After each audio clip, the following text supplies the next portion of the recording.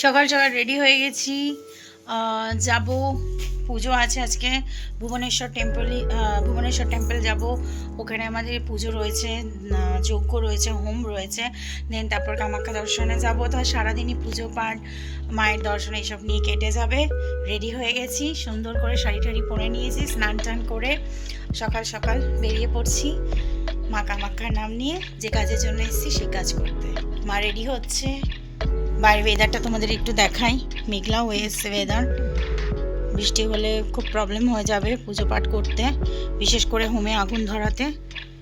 So মার কাছে pray করছি মেঘলা ওয়েদার থাকুক, কিন্তু যতক্ষণ না আমার কাজ সম্পূর্ণ হচ্ছে যেন কোনোভাবে বৃষ্টি বাদল না হয়। আমি যেই কাজের জন্য এসেছি মায়ের কাছে, যেন সেই কাজ সম্পূর্ণ করে ফিরে আসি ভালোই ভালোই, মায়ের কৃপায়, মায়ের আশীর্বাদে।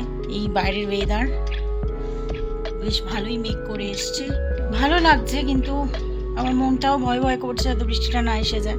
মা রেডি হচ্ছে, চলো তাহলে পৌঁছে আবার তোমাদের দেখাবো কিভাবে কি করছি, কতটা কি করলাম।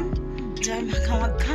চলো তাহলে মন্দিরে পৌঁছে দেখা হচ্ছে। এসে গেছি আমাদের সেই জায়গা যেখানে পুজো হবে।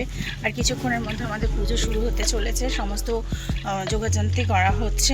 বৃষ্টি এসে গেছিলো তাই জন্য একটু দেরি হলো। এই সেই মা ভুবনেশ্বরী টেম্পল। এর আগের বারও এখানে এসেই হোমযজ্ঞ এবং পুজো অর্চনা সমস্ত কিছু সম্পন্ন করেছিলাম মায়ের কামাখ্যার নাম নিয়ে, মা ভুবনেশ্বরীর নাম নিয়ে।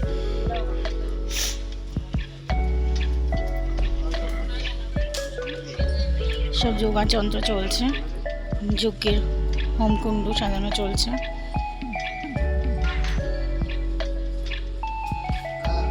আর কিছুক্ষণের মধ্যে যজ্ঞ শুরু হবে। যজ্ঞ শুরু হলে তোমাদেরকে দেখাবো কিভাবে যজ্ঞ করছি, কিভাবে আমরা মায়ের কাছে প্রার্থনা করছি, সব কিছুই দেখাবো। শুরু হয়েছে আমাদের পুজো, বসে গেছি পুজোতে।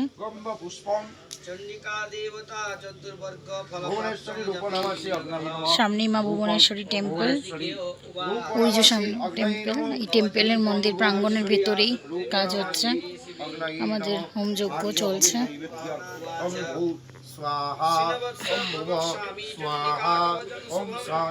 এই হোমের কাঠ, এতগুলো কাঠের হোম হবে।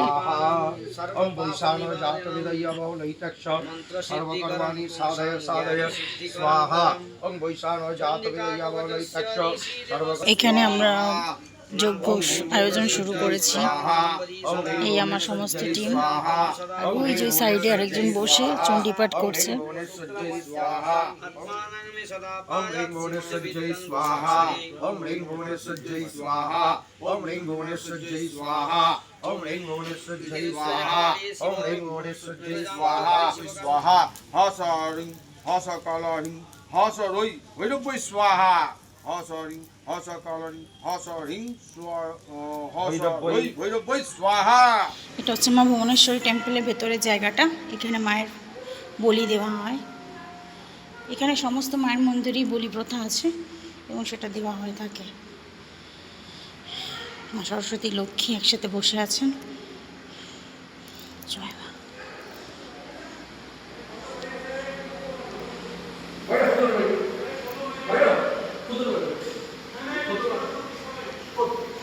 পুজো পাঠ সমস্ত কিছু সেরে নিয়ে এখন এসছে একটা ক্যাফেতে। খুবই ছোট্ট জায়গার মধ্যে বানানো, but interior and all everything বেশ ছিমছাম, মানে কোনো সেরকম তামঝাম নেই খুব বেশি। ডেকোরেশনটাও ভালো। সব থেকে আমার ভালো লেগেছে সামনে একটা বড় মিরর আছে। এই যে মিররটা, এটা বেশ ইউনিক। মা বসে আছে, খাওয়া দাওয়া কমপ্লিট, কফি টফি খেলাম। ক্যাফেতে বেশ ভিড় ছিল এতক্ষণ, আমি জাস্ট খালি হলো বলে ভিডিওটা করছি। অ্যাকচুয়ালি যে কাজের জন্য এসেছিলাম সেই কাজগুলো সব সুন্দরভাবে সুষ্ঠুভাবে মিটে গেছে এবং ভালো ভালো কলকাতা ফেরা। তোমরা দেখি নীলাচল পর্বতে বসে উদযাপন করলাম। মা ভুবনেশ্বরী টেম্পলে আমি সবসময় কাজ করে থাকি, সেখানেই করলাম। সুষ্ঠুভাবে সমস্ত কিছু সম্পন্ন হয়েছে। সবথেকে বড় কথা, যখন যজ্ঞ করতে বসছি তখন আকাশের যা অবস্থা ছিল ভাবতেও পারিনি সুন্দরভাবে সম্পূর্ণ করে উঠতে পারবো কাজটা। ঠিক যজ্ঞ করতে বসার আগে বৃষ্টি, মারাত্মক বৃষ্টি, এবং যজ্ঞ শেষ হওয়ার ঠিক 2 মিনিট পর থেকে বৃষ্টি শুরু হলো, এবং ঝমঝমিয়ে বৃষ্টি যাকে বলে, মানে ভগবানের কৃপা। মানে পুরো কাজটা সম্পূর্ণ হলো, তারপরে বৃষ্টি এলো। ভিজে গেছিলাম প্রায়, তাই একটা ক্যাফেতে বসলাম, একটু কফি খাওয়ার জন্য, ভীষণ ঠান্ডা লাগছিল। সো হয়ে গেছে সব কিছু, এবার হোটেলে ফিরবো। এসে গেছি রুমেতে, কি ভালো ভালো সব মিটে গেল। চলছে গুপ্ত নবরাত্রি, আজকে ছিল নবমী, ভীষণই ভালো দিন। এবং এই দিনে এখানে মাকে দর্শন করলাম, পুজো দিলাম, হোম করলাম, যজ্ঞ করলাম, সাধনা করলাম। এত ভালো লাগছে, মানে কি বলবো। সত্যি মা সবসময় সবাইকে এই সুযোগ দেয় না। আমি সত্যি ধন্য মনে করছি, এত সুন্দর একটা মায়ের আরাধনা করলাম, সাধনা করলাম, মাকে প্রসন্ন করার জন্য হোম যজ্ঞ করলাম। এবার দেখা যাক কি হয়, সবই মায়ের ইচ্ছে। সবসময় আমি বলে থাকি, সকলের মঙ্গল কামনার্থে করেছি যা করেছি, সবার ভালো হোক, সকলে ভালো থাকুক, মা কামাখ্যা সকলের ভালো করুক, মঙ্গল করুক। এসে গেলাম কলকাতা এয়ারপোর্টে, ওয়েট করছি লাগেজের জন্য। তোমরা দেখলে গেছিলাম কামাখ্যায়, সেখানে কিভাবে কি করলাম। মায়েঙ্কে গেলাম, তারপরে কামাখ্যাতে ভুবনেশ্বরী টেম্পেলে পুজো দিলাম, হোম যজ্ঞ করলাম, সমস্ত কিছু কাজ সম্পন্ন করে মায়ের পুজো অর্চনা করে সাধনা করে ভালো ভালো ফিরে এসেছি মায়ের কৃপায়, মায়ের আশীর্বাদে। এখন লাগেজের জন্য ওয়েট করছি। কিন্তু শুধু আমার ঘুরতে যাওয়া বা আমার পুজো পাঠ, আমার এই সমস্ত কিছু দেখলে তো হবে না, তার সাথে সাথে অ্যাস্ট্রোলজিক্যাল টিপসটাও দিতে হবে আমাকে, তোমাদেরকেও শুনতে হবে, তারপর করতে হবে, তারপর করার পর কীরকম কী ফিল করলে সেটা কমেন্ট করে আমাকে জানাতে হবে। তো চলো তাহলে লাগেজ আস্তে আস্তে দেখে নেওয়া যাক কি সেই অ্যাস্ট্রোলজিক্যাল টিপস তোমাদের জন্য ওয়েট করছে। চলো তাহলে দেখে নিই আজকের অ্যাস্ট্রোলজিক্যাল টিপস।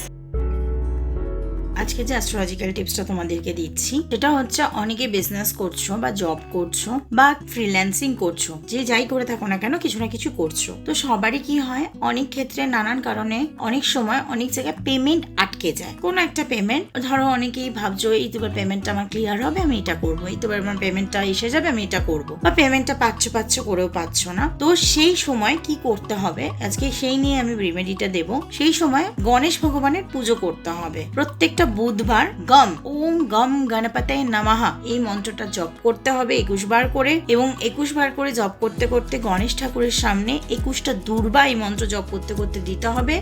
তার সাথে একটা পান পাতা এবং 5টা সুপুরি এবং একটা লাড্ডু, তোমার মনস্কামনা বলতে বলতে তুমি এগুলো গণেশ ঠাকুরের সামনে দেবে, এবং পরপর এটা 5টা বুধবার করবে। তারপরে দেখবে উইদিন 5 ওয়েডনেসডের মধ্যে মোটামুটি তুমি যে কাজের জন্য ভগবানকে প্রে করছিলে, সিদ্ধিদাতা গণেশ তোমার সেই মনস্কামনা পূর্ণ করেছে।